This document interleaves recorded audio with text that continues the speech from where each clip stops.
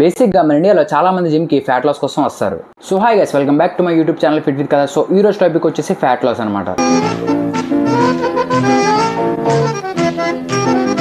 Fat loss చేద్దాం అనుకుంటున్నారా? యూట్యూబ్లో 1000 కొద్ది వీడియోలు ఉంటాయి, కానీ ఇంకా కన్ఫ్యూజన్ ఉందా?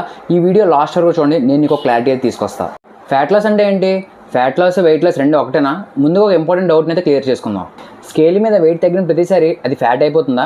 యాక్చువల్లీ మన బాడీలో ఫ్యాట్ ఉంటుంది, వాటర్ ఉంటుంది, మజిల్స్ కూడా ఉంటాయి. డైట్ స్టార్ట్ చేసిన కొత్తలో వెయిట్ తగ్గడం అనేది కామన్. సో దానికి రీజన్ ఏంటంటే నువ్వు ఇంతవరకు జిమ్కి వెళ్లకుండా బాడీ అనేది రెస్ట్లో ఉంచావు. సో ఒక 1 వీక్ ఆర్ 10 డేస్ నువ్వు జిమ్ చేయడం వల్ల నీ బాడీలో ఉన్న వాటర్ అనేది బయటకు వచ్చేస్తుంది. సో నువ్వు దాన్ని ఫ్యాట్ అనుకోవడం తప్పు. సో ఇప్పుడు మనం గుర్తుపెట్టుకోవాల్సింది ఏంటంటే జిమ్కి వెళ్ళిన ఫస్ట్ 10 డేస్ ఆర్ 15 డేస్లో మనకి తగ్గిన వెయిట్ దేని వెయిట్ అంటే వాటర్ వెయిట్, అది ఫ్యాట్ అయితే కాదు.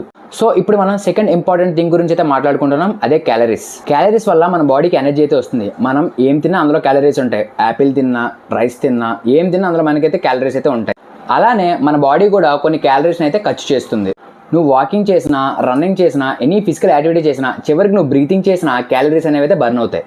సో ఇక్కడ మనం ఏం చేయాలంటే మనం బర్న్ చేసిన క్యాలరీస్ కన్నా తక్కువ క్యాలరీస్ తీసుకోవాలి. సో అప్పుడు మన బాడీలో స్టోర్ అయిన ఫ్యాట్ అనేది ఎనర్జీ కింద కన్వర్ట్ అవుతుంది, మన బాడీలో ఫ్యాట్ అనేది తగ్గుతుంది. సో సింపుల్గా దీన్నే మనం క్యాలరీ డెఫిసిటీ అంటాం. సో ఇప్పుడు మనం మాట్లాడుకునే పాయింట్ చాలా ఇంపార్టెంట్ పాయింట్, ప్రోటీన్. ఫ్యాట్ లాస్లో ప్రోటీన్ అనేది చాలా ఇంపార్టెంట్, ఎందుకంటే మన మజిల్ని ప్రొటెక్ట్ చేసేదే ప్రోటీన్. వెయిట్ తగ్గుతున్నప్పుడు మజిల్ లాస్ అవడం అనేది కామన్. సో ఆ మజిల్ లాస్ని మనం రెడ్యూస్ చేయడానికి ప్రోటీన్ అనేది చాలా ఇంపార్టెంట్. ఒక డే మొత్తంలో మీ ప్రోటీన్ ఇంటేక్ కంప్లీట్ అయ్యేలా చూసుకోండి. ఇప్పుడు మనం మాట్లాడుకునే పాయింట్ వచ్చేసి కార్బోహైడ్రేట్స్ అండ్ ఫ్యాట్స్. చాలా మంది రైస్ వల్ల లావ్ అయిపోయి అనుకుంటారు. ఇది కంప్లీట్గా కరెక్ట్ కాదు. రైస్ అనేది ఒక ఫుడ్, అలానే చాలా ఫుడ్స్ ఉన్నాయి. ఇది ఎక్కడ ప్రాబ్లం అవుతుందంటే మనం ఎక్సెస్గా క్యాలరీస్ తీసుకోవడం వల్ల మనం అనేది లావ్ అయితే అయిపోతాం. కార్బోహైడ్రేట్స్ మన బాడీకి ఎనర్జీని అయితే ఇస్తాయి. అలానే ఫ్యాట్స్ కూడా చాలా ఇంపార్టెంట్. ఫ్యాట్స్ వల్ల మన బాడీలో హార్మోన్స్ అనేవి ప్రాపర్గా రిలీజ్ అవుతాయి. సో అండ్ ఫైనల్గా చెప్పొచ్చేది ఏంటంటే రైస్ తినడం వల్ల, ఇవి తినడం వల్ల మనం లావ్ అయిపోతాం అనుకోవడం తప్పు. సో అండ్ మోర్ ఓవర్ ఫ్యాట్స్ని ఇంకా కార్బోహైడ్రేట్స్ని వెల్స్ని అయితే చేయకండి. అండ్ ఇప్పుడు మనం మెయిన్ టాపిక్ వచ్చేసి ఎక్సర్సైజ్. ఫ్యాట్ లాస్ అనగానే ప్రతి ఒక్కరు కార్డియో మీద ఎక్కువ వర్కౌట్ చేసేస్తుంటారు. సో ఇప్పుడు మనం దాని రియాలిటీ గురించి అయితే మాట్లాడుకుందాం. స్ట్రెంత్ ట్రైనింగ్ అనేది వీక్కి 3 to 5 టైమ్స్ అయితే పెట్టుకోండి. సో దానివల్ల నీ మజిల్ మెయింటెనెన్స్ అనేది అయితే జరుగుతుంది. Average per day 8 to 10K food count complete అయ్యేటట్టు చూసుకోండి. అండ్ వర్కౌట్ విషయంలో నేను చెప్పొచ్చేది ఏంటంటే స్ట్రెంత్ ట్రైనింగ్ చేయడం వల్ల నీ మజిల్ అనేది బిల్డ్ అవుతుంది. అండ్ ఫ్యాట్ లాస్ అనగానే ఉట్టి కార్డియో మీద డిపెండ్ అయిపోకుండా so cardio plus strength training పెట్టుకోవడం వల్ల నువ్వు ఫ్యాట్ లాస్ చాలా హెల్దీగా అవుతావు. ఫ్యాట్ లాస్ అయిన తర్వాత కూడా నీ మజిల్ మాస్ అనేది అయితే కనబడుతుంది.